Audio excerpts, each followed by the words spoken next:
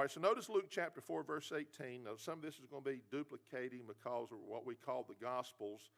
So I won't spend as much time maybe looking at the context. But notice what it says here in this verse here, Luke 4:18. It says, "The Spirit of the Lord is upon me, because he hath anointed me to preach the gospel to the poor.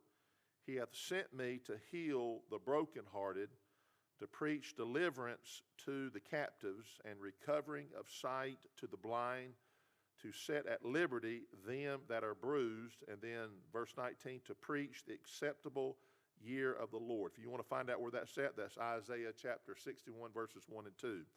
So Jesus is using, as often he did, as to use the phrase, "as it is written." So this is a part of where Jesus was speaking, and he brings this up. So I love the fact here, when you look at the different things that Jesus said, part of my mission, part of my ministry is to help all these people, heal the brokenhearted and the different people.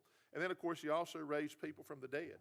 But I love it started out here that he hath anointed me to preach the gospel to the poor, the good news. In other words, it was a situation in which where Jesus lived in that time, like it is with all societies.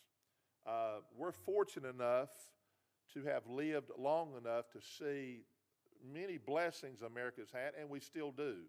I still wouldn't trade places with any other country in the world, even now, despite some of the things we don't agree with and don't like.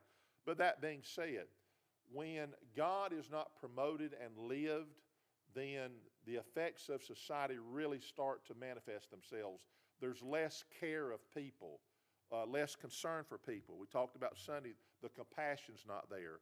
So that being said, when Jesus came on the scene, and there were people, like every generation's had the poor people, but poor people were not only not given things and helped, they were just considered, leeches on society, because you can read stories where people stand out and beg for money, okay?